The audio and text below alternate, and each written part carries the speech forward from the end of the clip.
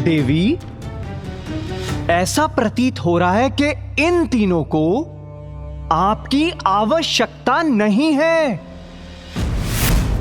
और इसलिए हमें यहां से शीघ्र अतिशीघ्र प्रस्थान कर लेना चाहिए।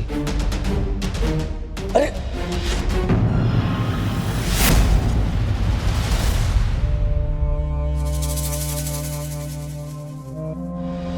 इस सुंदरी के हाथ में जो कुछ भी है उसका एक घूंट पान करने में कोई समस्या नहीं है।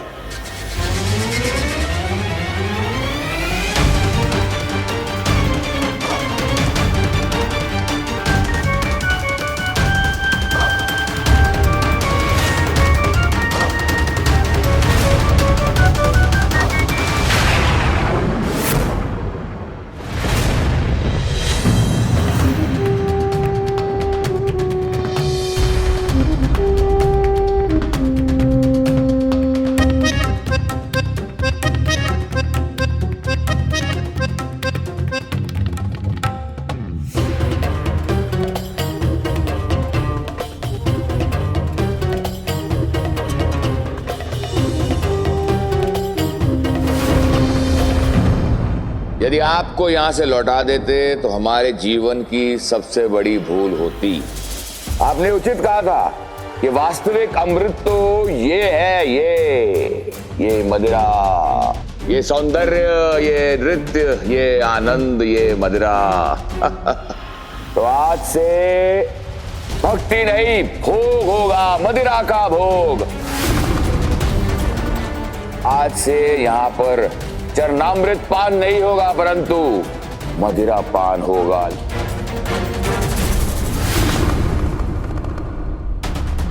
त्रिपुरासुर की रक्षा करने वाली आपकी भक्ति की ढाल अब नष्ट हो चुकी है पिताश्री। स्पष्ट कर दिया है उन्होंने कि अधर्म के प्रति है उनकी वास्तविक भक्ति। तो प्रभु, इसके पूर्व की उनकी असुर सेना जीवित हो, उनके पूर्व सीधी रेखा से बाहर आए और असुर सहस्त्र वर्षों तक सर्वत्र विनाश करें, उनका अंत कर दीजिए।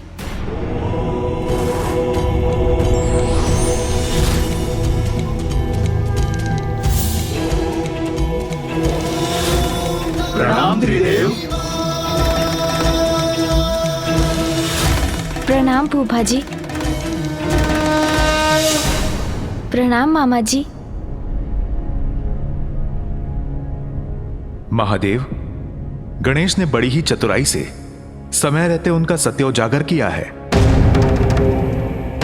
अन्यथा बहुत विलंब हो जाता। विलंब तो अभी भी हो रहा है, इसीलिए समस्त देवी देवताओं की ओर से मैं प्रार्थना करता हूं महादेव कि इस असुर उपद्रव को उत्पन्न होने से पूर्व रोक दीजिए।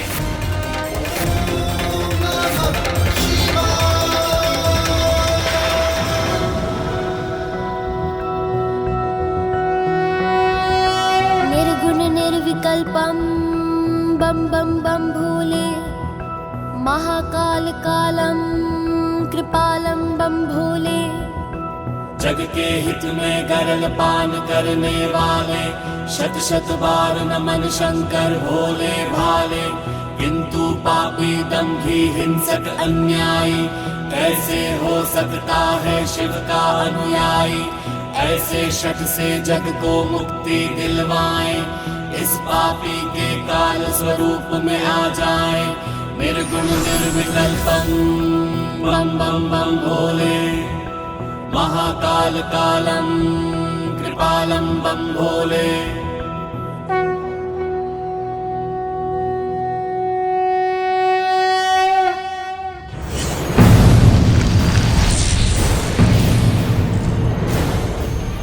स्वाहा स्वाहा।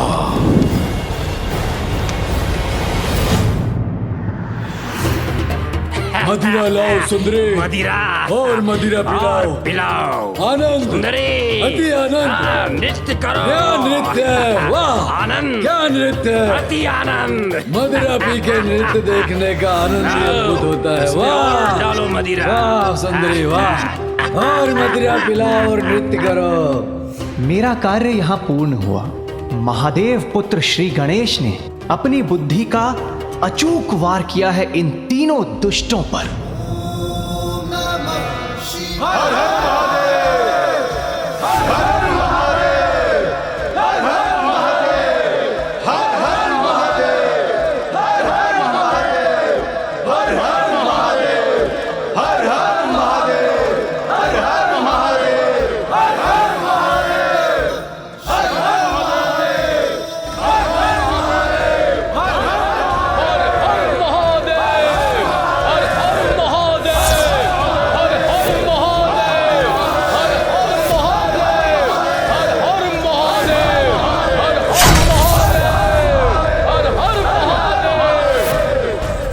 त्रिपुरासुर का वास्तविक चरित्र स्पष्ट हो गया है।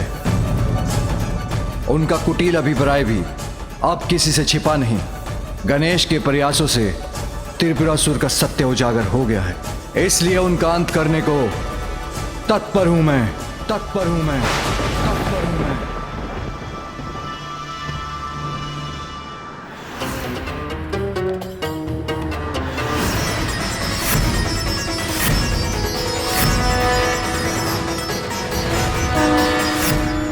किंतु इसके लिए मुझे वो बाण चाहिए जो बाण बाण ना हो, और वो बाण उस धनुष से चले जो धनुष धनुष न हो, और महादेव ऐसा उस रथ पर आरूढ़ होकर करे जो रथ रथ न हो।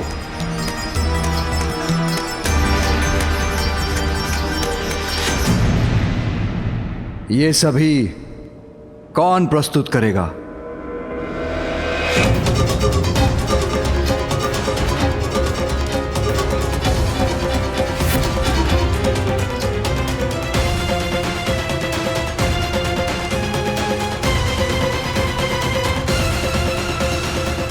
पिताश्री, मैं प्रस्तुत करूंगा।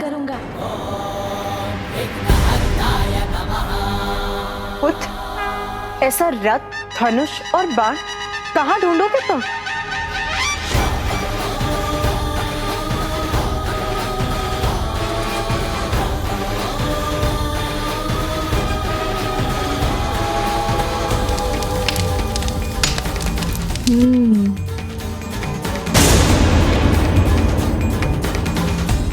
मैं समझ गया, जो रथ रथ ना हो उस रथ का निर्माण कैसे होगा।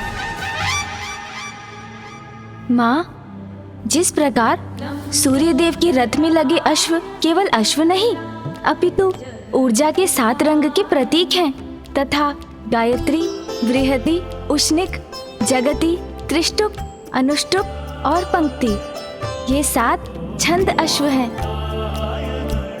उसी प्रकार पिताश्री का रथ भी रथ नहीं होगा अपितु स्वयं देवता होंगे। नमो नमः गणपति, नमो नमः, नमो नमः। और देवताओं के इस रथ का निर्माण करने के लिए मुझे ब्रह्मांड के सबसे श्रेष्ठ और कुशल शिल्पी विश्वकर्मा जी की सहायता चाहिए होगी।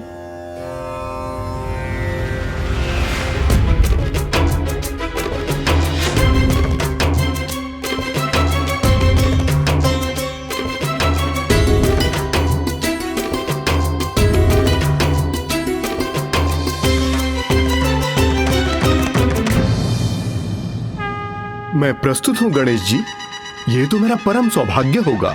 उचित है, फिर सभी का आशीष लेकर हम रथ निर्माण का कार्य प्रारंभ करते हैं।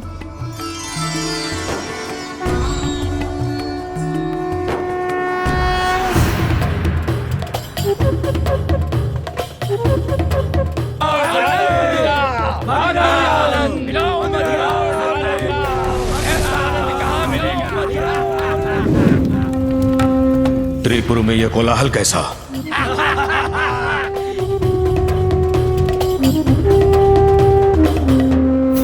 मूर्ख, थोड़ी और प्रतीक्षा नहीं कर सकते थे? अवश्य ही गणेश का छल है ये। मुझे यज्ञ को शीघ्रता से संपन्न कर असुर सेना जागृत करनी होगी। त्रिपुर की रक्षा का मात्र यही उपाय है। ओम ह्रीं ब्राम त्रीं त्राम स्वाहा स्वाहा। स्वाहा।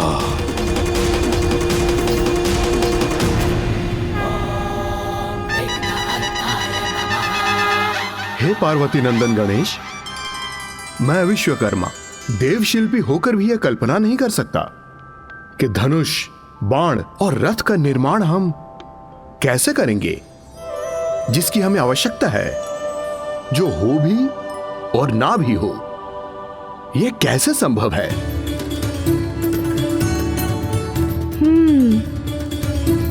हमारी बुद्धि और निपुणता ये संभव कर देगी विश्वकर्मा जी। हम ऐसे सर्वदेवोमय रथ का निर्माण करेंगे जो रथ नहीं है। सर्वदेवों में रथ? हाँ विश्वकर्मा जी, वो रथ जो सर्वलोकमय और सर्वभूतमय हो, जिसके दाहिने चक्र में स्वयं सूर्य देव और रथ के चक्र की तिल्लियों में 12 आदित्य विराजमान हो।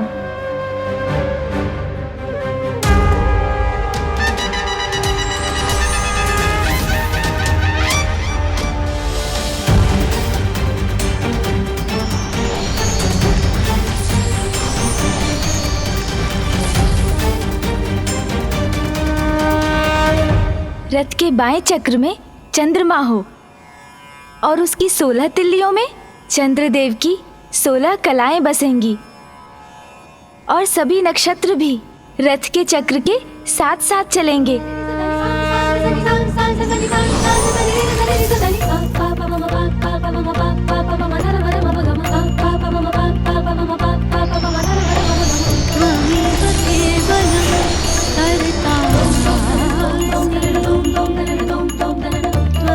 संपूर्ण अंतरिक्ष रथ का अग्रभाग हो।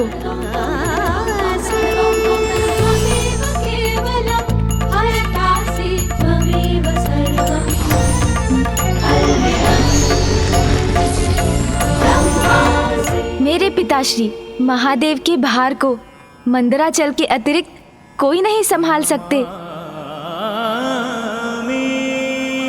इसलिए रथ के बैठने के स्थान पर मंदराचल हो।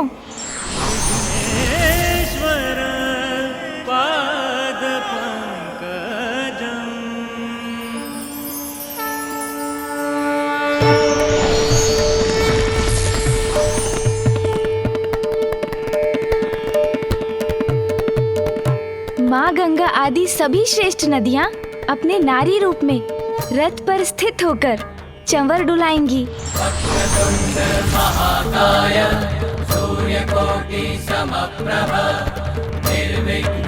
चारों वेद उस रथ के 4 अश्व होंगे। वायुदेव रथ के आगे आगे चलकर रणभेरी बजाएंगे।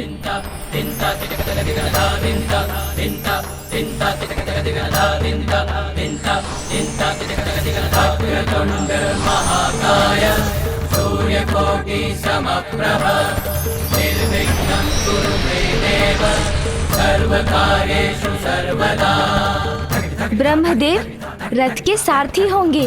ओमकार उनके चाबुक बनेंगे और आकार रथ का छत्र बनेगा।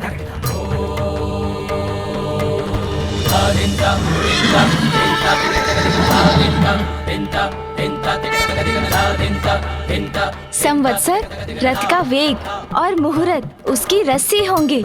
स्वर्ग और मोक्ष रथ की ध्वजा। कामधेनु और ऐरावत की पत्नी अब्राह्मु रथ के जुए के अंतिम छोर पर स्थित होंगे और पंचभूत इस रथ के बल बनेंगे।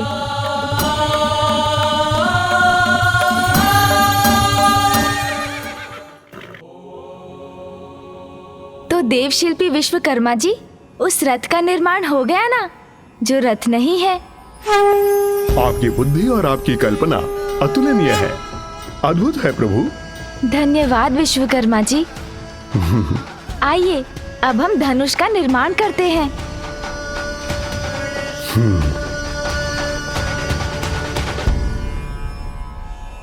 नानाजी शैलराज हिमालय धनुष का ढांचा बने और श्रीहरि नारायण के शैया शेषनाग जी उसकी प्रत्यंचा।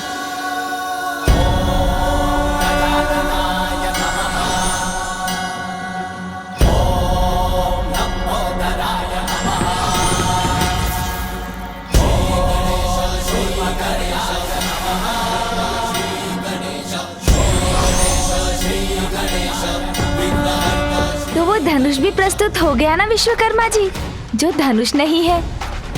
अब बाण, त्रिपुर को नष्ट करने वाले बाण, स्वयं जगत के पालनहार मामा जी नारायण हो।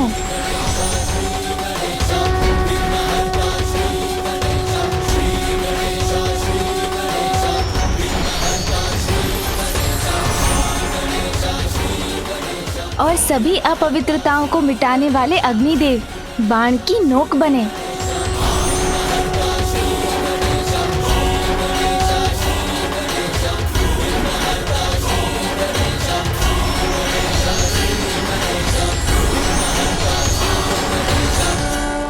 तो देखा विश्वकर्मा जी, निर्माण हो गया ना बाण। जो बाण नहीं है, अब इनको पिताश्री के पास ले चलते हैं।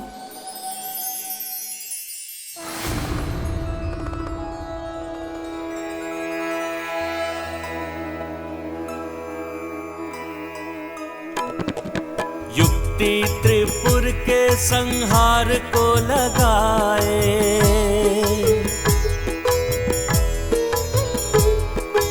अद्वितीय अद्भुत सा एक रथ बनाए। हिमालय व शेषनाग से बना धनुषा, श्री विष्णु स्वयं बाण बन गए विशेषा। रथ बाण धनुष सुमुख शिव को प्रदाया, अवसर ये उचित धर्म युद्ध हेतु आया। त्रिपुर हो पराजित ये सब मन में ठाने, क्या होगा परिणाम शंभु ही जाने। पिताश्री, प्रस्तुत है वो रथ जो रथ नहीं है। वो धनुष है ये जो धनुष नहीं। और ये लीजिए वो बाण जो बाण नहीं।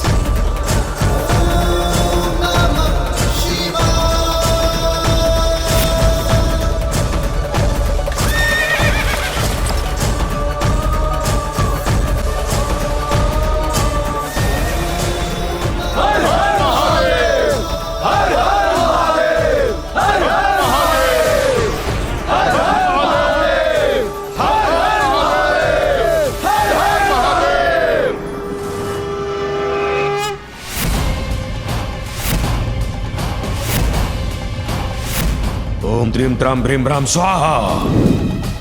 ओम त्रीम त्राम भ्रीम भ्राम स्वाहा।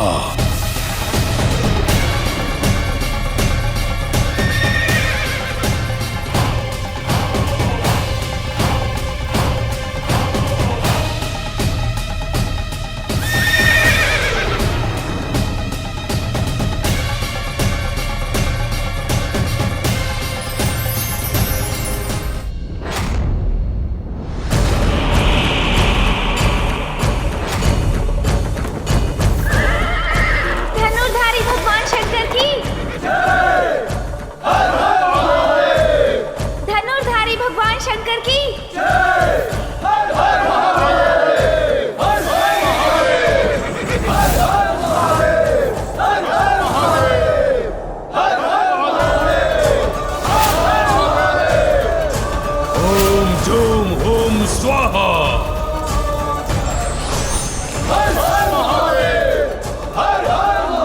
देवताओं के तत्व और भी तीव्र वेग से उनसे विलग होकर त्रिपुर जा रही है।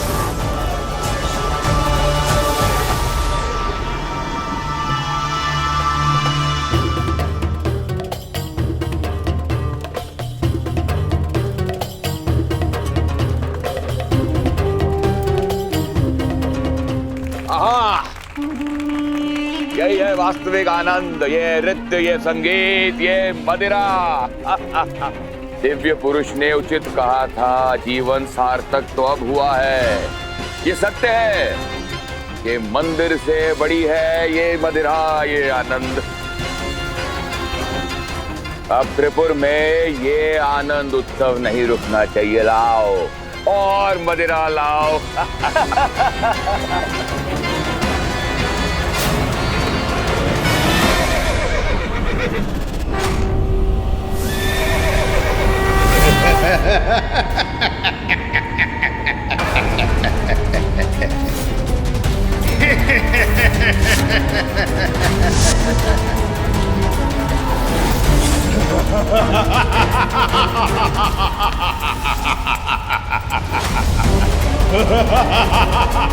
भ्राताश्री, ये काली छाया कैसी है जो त्रिपुर को ग्रसने का दुस्साहस कर रही है? जो भी है हमारे समक्ष आओ, अन्यथा मृत्यु के लिए तैयार हो जाओ।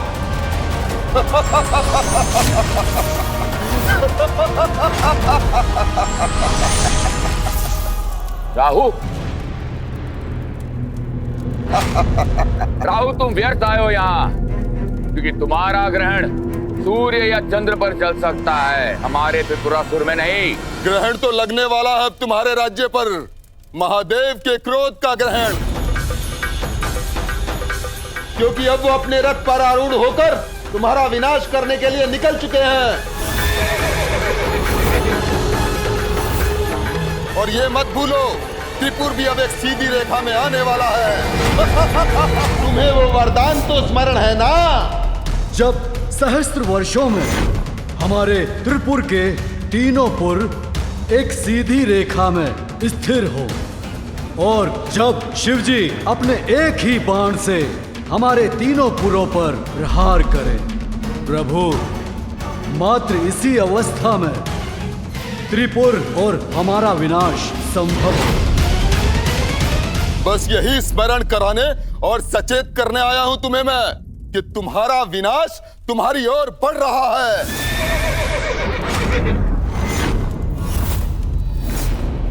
इसलिए मेरे प्रिय असुरों, यदि किसी उपाय से अपनी रक्षा कर सकते हो तो कर लो, क्योंकि बहुत कम समय शेष है तुम्हारे पास।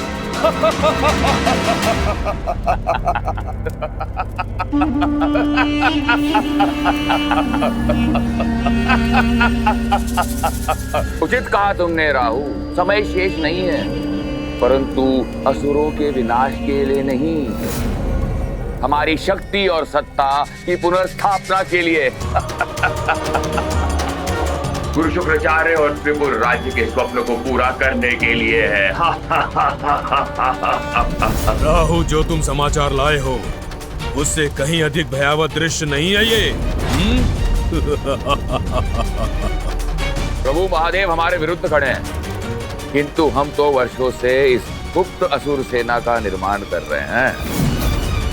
किंतु क्या ये सेना महादेव और उनके पुत्र गणेश को रोकने में सक्षम होगी? श्री गणेश यहाँ आकर भले ही सब कुछ ज्ञात कर चले गए हो और जाकर महादेव को भी बता दिया हो, किंतु चिंता की कोई बात नहीं, क्योंकि हमारी असुर सेना अभी भी अदृश्य है। अब स्वयं महादेव देखेंगे कि कैसे असुर विनाश करने में सक्षम है। समस्त संसार में अच्छाई का नाश कर असुर सेना अपने अनुसार नवीन सृजन करेगी। ओम झूम हुम स्वाहा।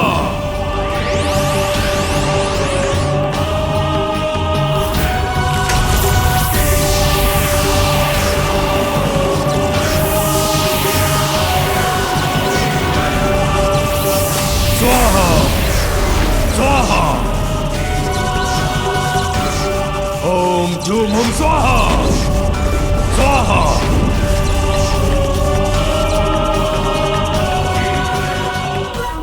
देखता हूं हमारी असुरी सेना से संसार की रक्षा कौन करता है।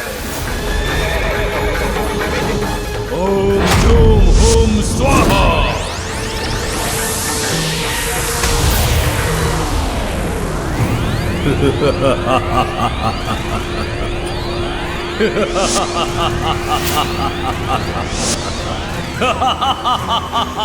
अब हमारी असुर सेना जीवित होने के लिए तत्पर है।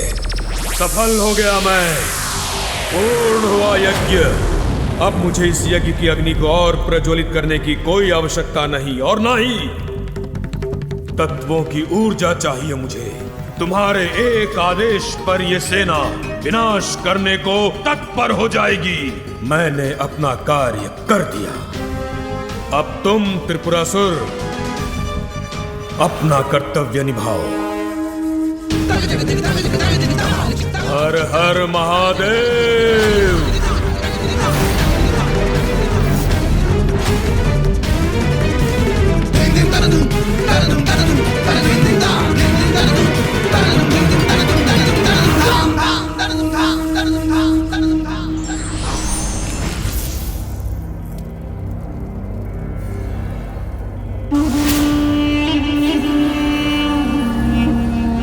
असुरों और देवताओं के महासंग्राम के लिए तैयार हो जाओ।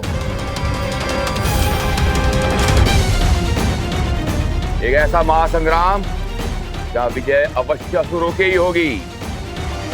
सृष्टि का नवीन इतिहास रचेंगे हम असुर।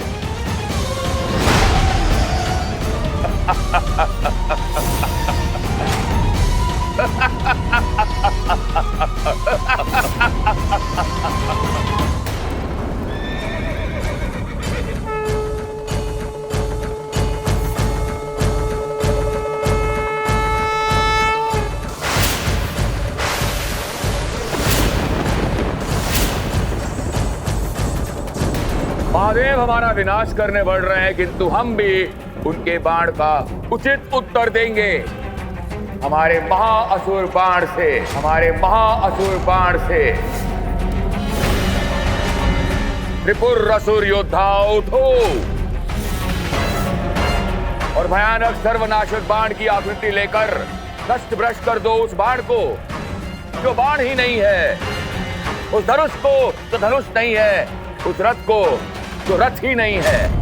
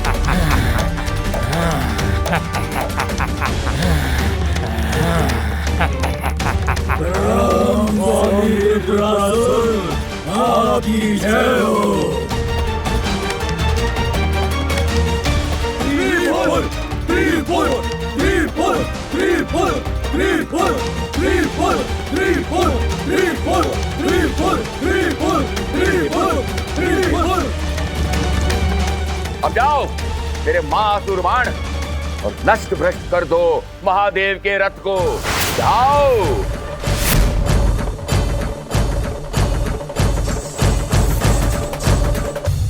जाओ जाओ।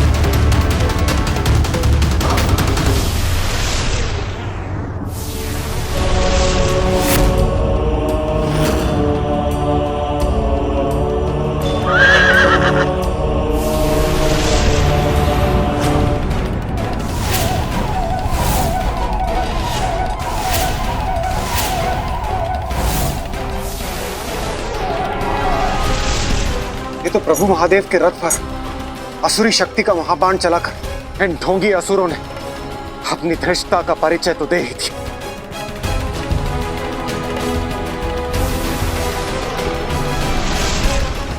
उस असुर बाण का तो शीघ्र कोई उपाय सोचना होगा।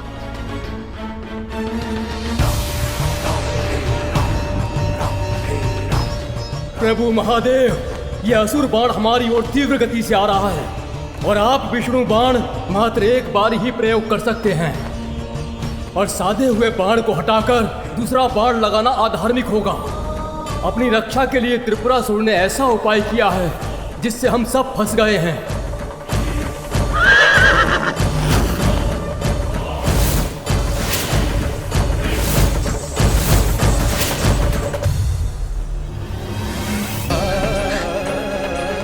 यदि हम शक्ति से संपन्न होते तो अवश्य महादेव का साथ देने के लिए इस युद्ध में भाग लेते। अब क्या करेंगे महादेव, क्या करेंगे?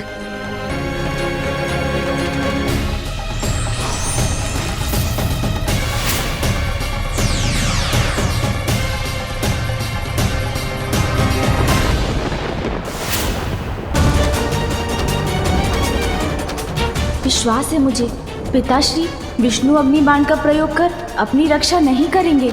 उससे तो वो मात्र त्रिपुर पर ही वार करेंगे।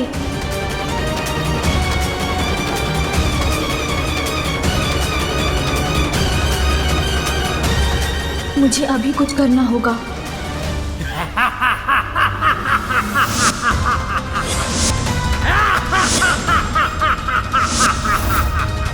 बस अब शीघ्र ही नष्ट होने वाला है महादेव का रथ, जिसके बाद सभी चिंताओं से मुक्त हो जाएंगे। अब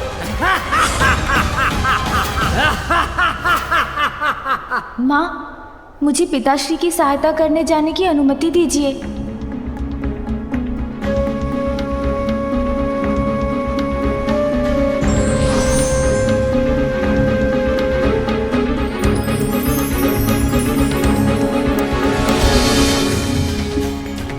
पुत्र, इस रुद्राक्ष माला को महादेव और मेरे आशीर्वाद स्वरूप ग्रहण कर। मुझे विश्वास है उचित समय आने पर यह अवश्य तुम्हारी सहायता करेगी। दीजिए माँ।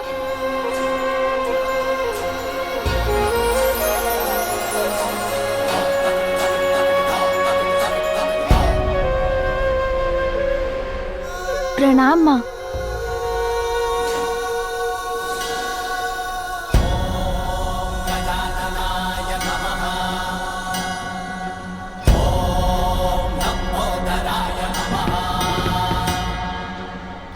चलिए मूषक जी।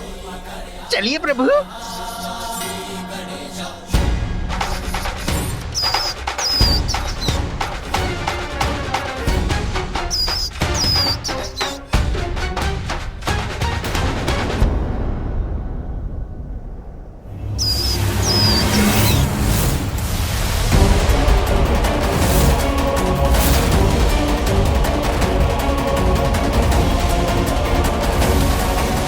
इस असुर बाण को मैं त्रिपुर को ध्वस्त करने के अपने लक्ष्य को परिवर्तित नहीं करने दूंगा। जब तक त्रिपुर एक सीधी रेखा में ना आ जाए, मुझे विष्णु बाण को इसी प्रकार यथास्थित रखना होगा। कहीं त्रिपुर के सीधी रेखा में आने के पूर्व ही ये असुर बाण हमारे इस रथ से टकरा गया तो सर्वनाश हो जाएगा।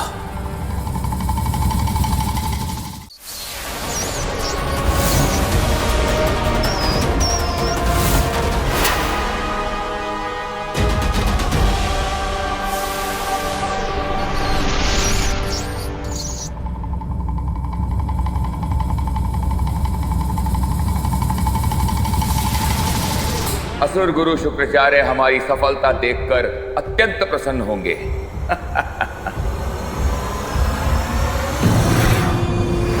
सुरक्षित रहेंगे त्रिपुर, नाश होगा महादेव के रथ का और प्रारंभ होगा कभी ना नष्ट होने वाला असुर साम्राज्य। मैं सफल हुआ।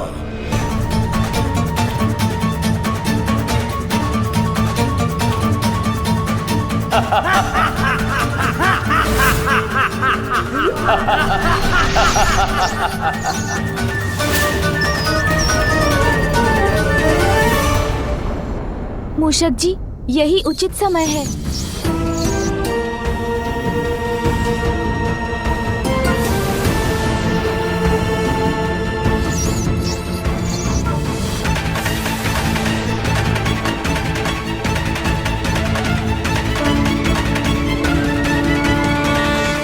समय के रहते श्री गणेश जी वहां पहुंच भी गए तो वो विशाल काया असुर अस्त्र का सामना कैसे करेंगे?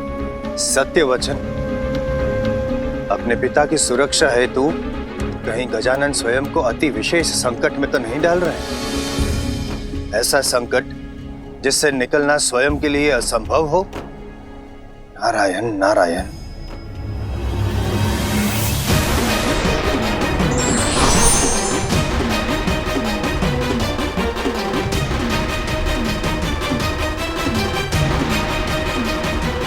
अपना आकार कितना भी बढ़ा ले गणेश, हमारे अपराजय अस्त्र से टकराकर यह अवश्य नष्ट हो जाएगा।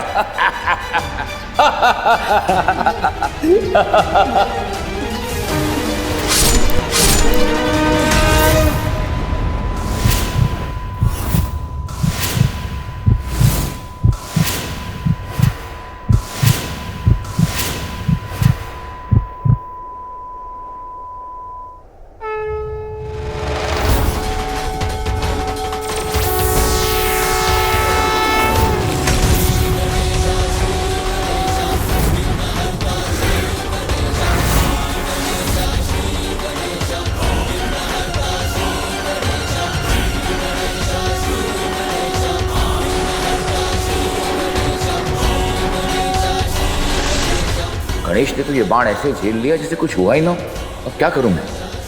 विघ्नहर्ता श्री गणेश की जय। विघ्नहर्ता गणेश की जय। विघ्नहर्ता गणेश की जय। विघ्नहर्ता गणेश की जय। विघ्नहर्ता गणेश की जय। अनर्थ, घोर अनर्थ। गणेश ने तो मेरा ये प्रयास भी विफल कर दिया।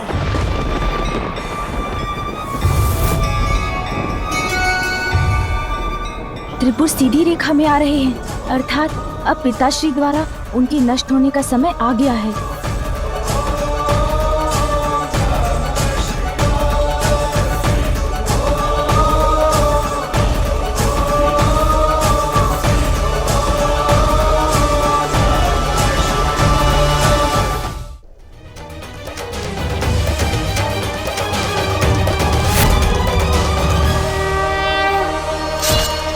हमारा युद्ध अभी समाप्त नहीं हुआ शिवपुत्र गणेश। तेरी अजय असुर सेना शेष है अभी।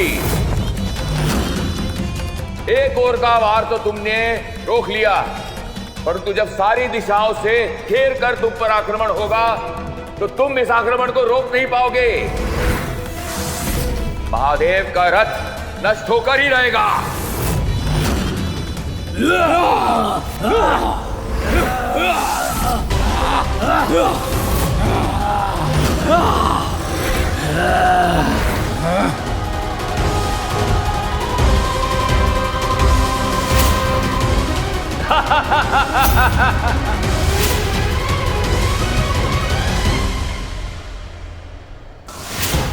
असुर सेना तो अत्यंत भयंकर है। महादेव और प्रथम पूज्य गणेश चारों दिशाओं से आने वाले इन संकट को कैसे रोक पाएंगे? देखो देखो कैसी अनंत सेना है ये, जिसका तुम कुछ नहीं बिगाड़ सकते।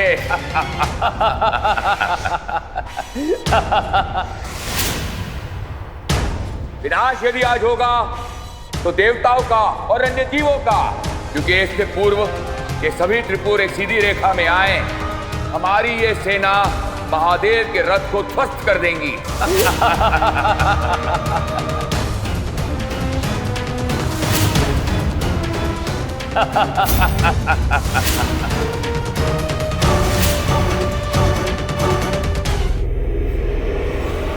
देखो देखो कैसी अनंत सेना है ये, जिसका तुम कुछ नहीं बिगाड़ सकते।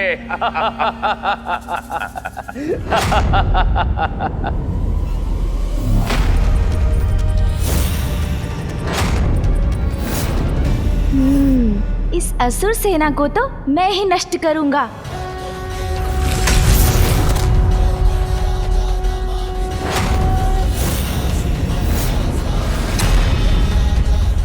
आओ असुरों, आओ।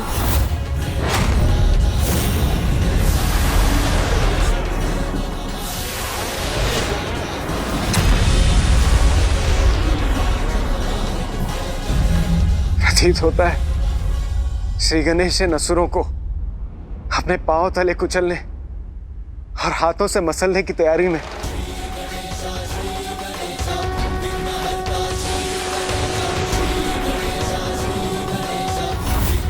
ये क्या कर रहे हैं श्री गणेश जी? त्रिपुर किसी भी क्षण महादेव की सीध में आने वाला है और वो ऐसे बैठे हैं जैसे किसी भोज के लिए आए हों। आओ आओ असुरों, आओ।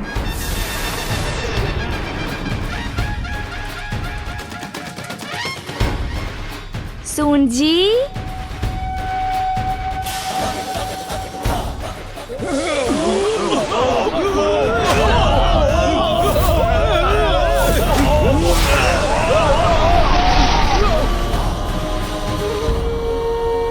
ऐसा प्रतीत हो रहा है देवराज और माता पार्वती विजय के पूर्व ही गजानन भोज कर रहे हैं, असुरी भोज। नारायण नारायण।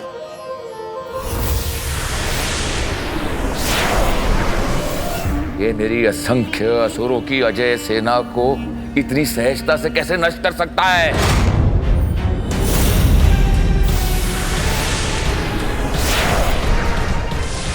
अब त्रिपुरासुर अपनी शेष सेना के साथ ऊपर से आक्रमण करेगी, उससे नहीं रोक पाओगे तुम।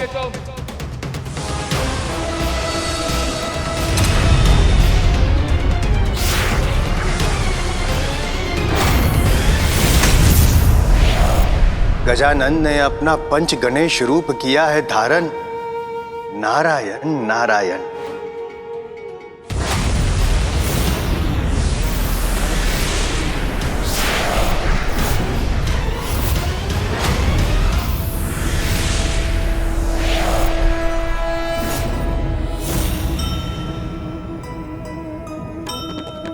विघ्न हरता प्रकट हुए पांच पांच रूपा,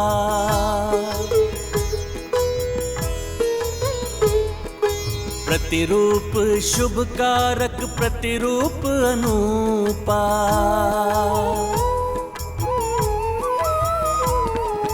त्रिपुरा की सेना का करने को संहारा, पंच रूप ने बनाया उनको आहारा। जय गणेश जय गणेश जय गणेश देवा, माता जाति पार्वती पिता महादेवा। मेरे सैनिक समाप्त नहीं हो सकते, गणेश उनका पाचन नहीं कर सकता। उनका उधर फाड़ के बाहर आएगी मेरी ये सेना। बाहर आने तो हमें, निकालो हमें यहाँ से, अन्यथा चीर कर बाहर आ जाएंगे। महादेव का रथ रोकना है, अन्यथा हमें बाहर जाने दो। जीर्णम जीर्णम असुर सेना जीर्णम।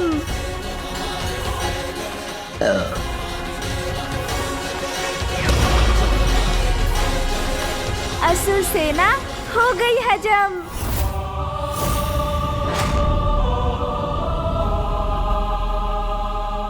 देवराज इंद्र, अंततः पूजनीय गणेश ने असुर सेना को पचाकर रोक ही लिया। हाँ देव ऋषि, आप उचित कह रहे हैं।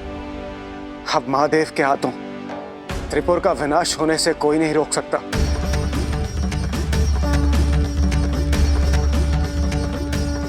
अब तो गुरुदेव शुक्राचार्य की कृपा से ही हमारी रक्षा हो सकती है, अन्यथा गणेश के कारण उसके पिता महादेव के हाथों हम नष्ट हो जाएंगे।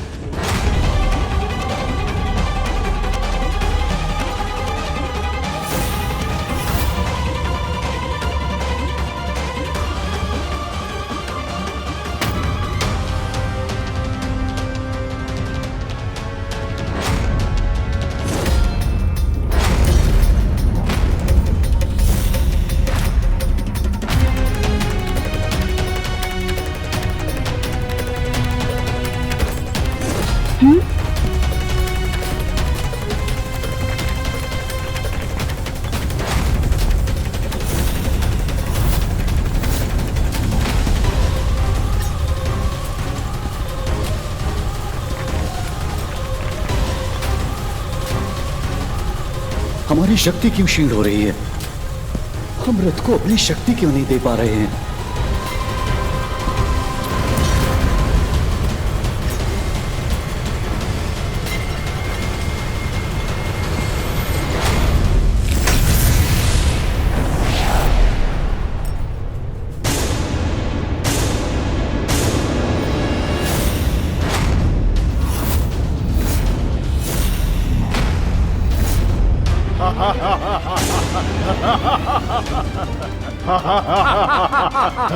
सर्वदेवोमय रथ खंडित हो गया।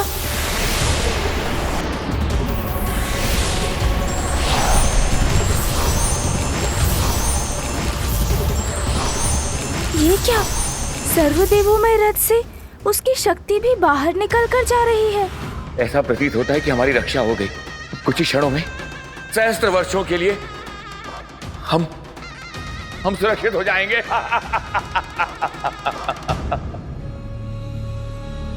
क्या अनर्थ हो रहा है? महादेव का रथ खंड खंड क्यों हो रहा है? अब तो कुछ ही समय शेष है, किंतु कैसे पूर्ण होगा महादेव का कार्य? कैसे होगा त्रिपुर का अंत? अब मुझे ज्ञात था इस कार्य में विघ्न तो आना ही था।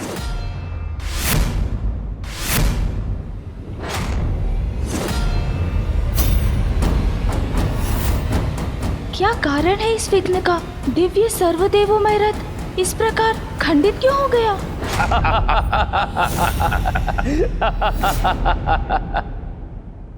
क्यों चतुरानन गणेश, ध्वस्त हो गया वो रथ जो हमारे विनाश के लिए निर्माण हुआ था। नष्ट हो गया वो बाण, वो धनुष। अब तो समय भी आपके हाथों से फिसलकर आपको असफल बना रहा है।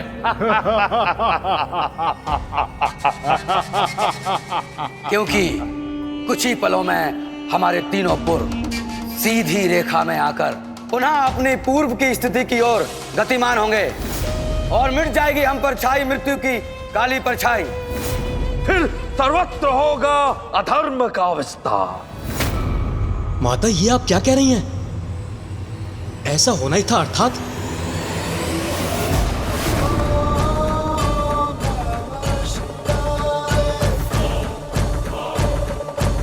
ये कैसा विघ्न उत्पन्न हुआ जिसने मुझे भी चकित कर दिया? रथ का निर्माण तो स्वयं पुत्र गणेश ने करवाया था।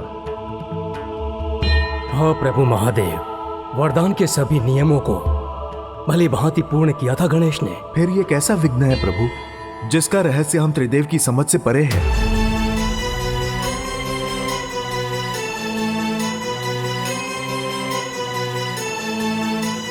कदाचित रथ के निर्माण में मुझसे ही कोई भूल हुई हो। भूल तो हुई, किंतु आपसे नहीं विश्वकर्मा जी, स्वयं महादेव से हुई है ये भूल।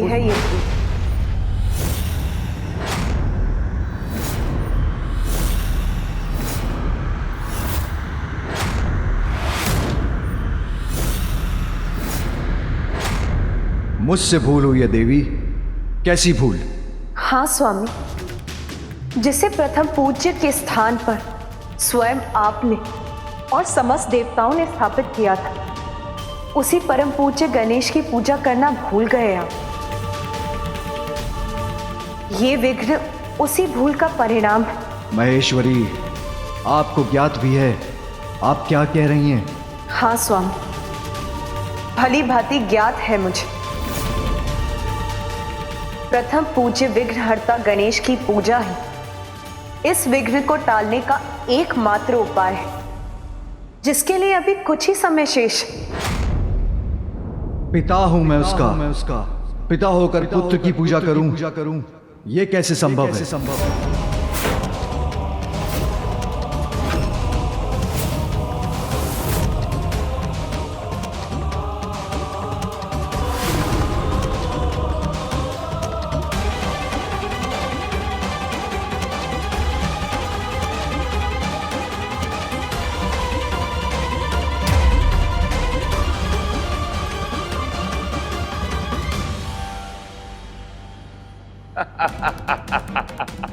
संभव नहीं है गणेश, अब हमारा कोई भी अनिष्ट कदापि संभव नहीं है।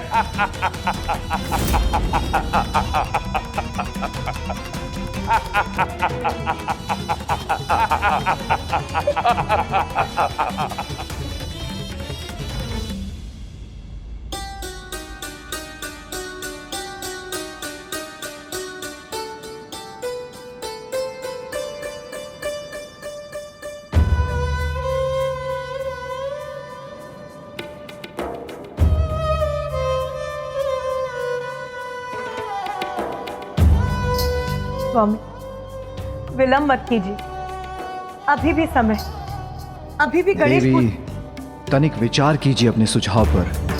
पिता द्वारा पुत्र पूजन मर्यादा के विरुद्ध है और गणेश पुत्र है मेरा। आपका पुत्र होने के साथ वो देवताओं का ईश्वर, समस्त गणों का अधिपति भी तो है। स्मरण कीजिए स्वामी, ब्रह्मदेव के साथ स्वयं आपने घोषणा की कि किसी भी कार्य के पूर्ण होने के लिए सर्वप्रथम गणेश पूजन अनिवार्य है। निर्धारित नियमों के अनुसार प्रथम पूज्य वही है जिसने इस प्रतियोगिता में विजय पाकर अपनी योग्यता प्रमाणित की है, और वो विजेता है गजानन। किसी भी शुभ कार्य के प्रारंभ से पूर्व की जाने वाली पूजा में सर्वप्रथम विघ्नहर्ता गणेश की पूजा अनिवार्य होगी। जो कार्य प्रथम पूज्य गणेश की अर्चना से प्रारंभ होगा वो अवश्य पूर्ण होगा। अपनी ही घोषणा को आप स्वयं कैसे भूल गए स्वामी? मैं अपनी घोषणा नहीं भूला हूं मां, किंतु अपने पुत्र की पूजा।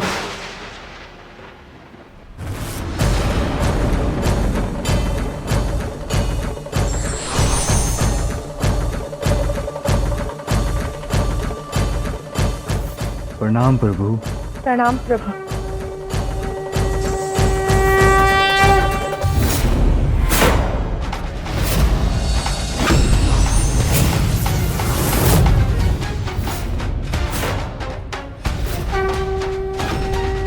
ये दिव्य प्रकाश कैसा? विघ्नहर्ता श्री गणेश, श्री गणेश, श्री गणेश, विघ्नहर्ता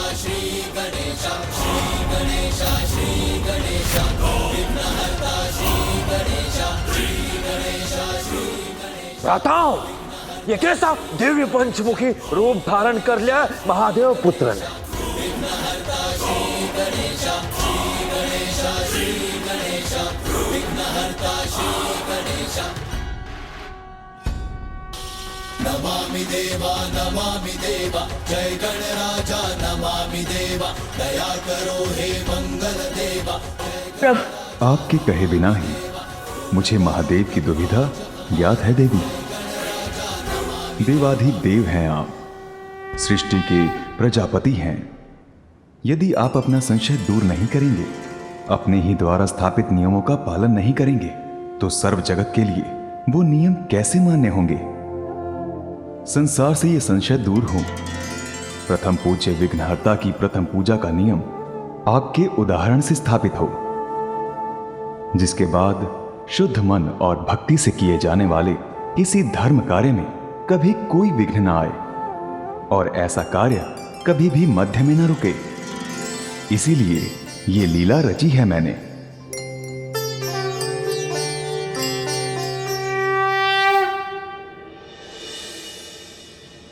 रुक क्यों गए? अपने अंतिम अट्टहास का भरपूर आनंद ले लीजिए आप, क्योंकि मृत्यु के बाद अट्टहास का अवसर नहीं प्राप्त होगा आपको। असंभव है, असंभव, हमारी मृत्यु असंभव है। ये भ्रांति है आपकी।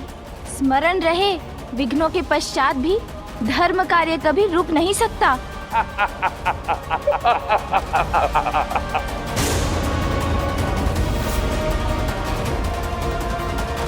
आपके पूर्व एक सीट में आए, उसके पूर्व पिताश्री पुनः अपना स्थान लेंगे और सर्वनाश करेंगे आपका। आज मैं आपकी लीला का रहस्य समझ गया प्रभु। जो अपने ही बनाए हुए नियमों का पालन नहीं करते, वो स्वयं अपना ही अपमान करते हैं। किसी भी कार्य की सफलता के लिए नियमों का पालन तो अनिवार्य है, उससे तो मैं भी अछूता नहीं। इसलिए मैं विघ्नहर्ता गणेश की पूजा करने के लिए प्रस्तुत हूं। इस पूजा की सफलता के लिए आप पूजा की विधि में मेरा मार्गदर्शन करने की कृपा करें। एक साधारण हल्दी गणेश को मेरा प्रत्यक्ष रूप मानकर मेरी पूजा की जा सकती है, किंतु माता रहित गणेश का अस्तित्व अपूर्ण है। इसलिए माता को भी विधि पूर्वक मेरे स्वरूप के साथ स्थापित कर हल्दी गणेश रूपी मेरे स्वरूप को दुर्भा के साथ पान के पत्र पर स्थापित किया जाए, जिससे मुझे भव्य सिंहासन पर स्थित होने का आभास हो। फिर पंचामृत स्नान के साथ जनेऊ और मोली वस्त्र के रूप में धारण करवाकर गन्ने का रस, गाय का दुग्ध, पोहा, चिवड़ा, नारियल और गुड़ के भोग से मुझे प्रसन्न कर सरल विधि से मेरी पूजा हो। अवश्य प्रभु, किंतु शुभ कार्यों में आने वाले विघ्नों को नष्ट करने के लिए आपकी पूजा को अत्यधिक प्रभावी बनाने की विधि बताने की भी कृपा करें।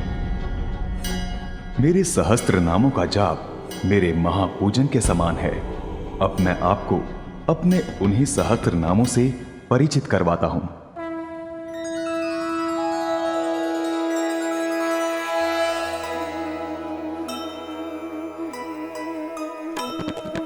जग उद्धारक, जग के कल्याण कारक,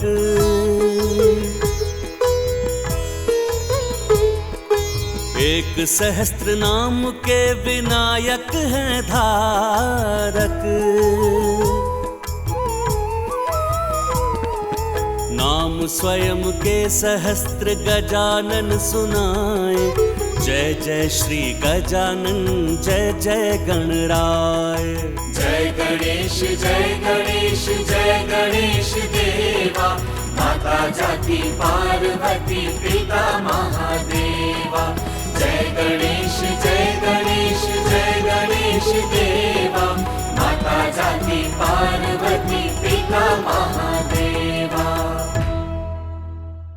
प्रभु, आज आपने अपने मुख से सहस्त्र नामों का उच्चारण कर हमारे साथ साथ समस्त संसार को भी धन्य कर दिया। प्रभु, आज की ये पौर्णमी महागणपति तिथि अनंत काल तक संसार में स्थापित रहेगी और मैं इन्हीं सहस्त्र नामों का जाप कर गणेश की पूजा करूंगा।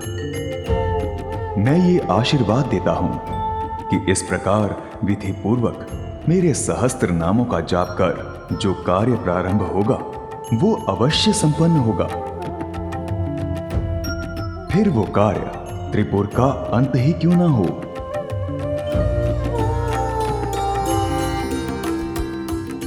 प्रणाम प्रभु।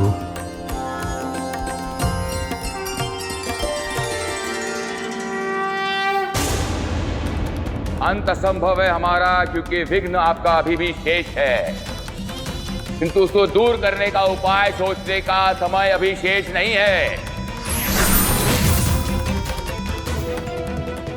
जो जब होना नियत है वो तो तभी होकर ही रहेगा, क्योंकि काल से पूर्व किसी को कुछ प्राप्त नहीं होता और अपने निर्धारित काल से अधिक कोई जीवित भी नहीं रहता।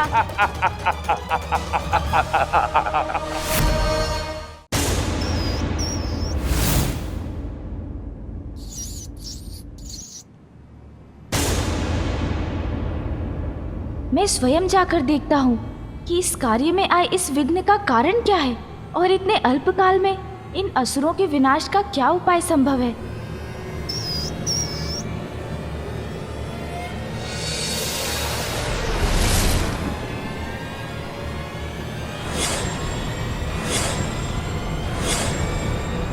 अब तो श्री गणेश भी लौट कर आ रहे हैं। कैसे होगा त्रिपुर का विनाश? कैसे होगी सृष्टि की रक्षा? ये बालक कोई नई युक्ति लेकर आए, उससे पूर्व ही बचने का कोई मार्ग ढूंढना होगा। सहायता करें गुरुवर। अभी भी एक उपाय शेष है।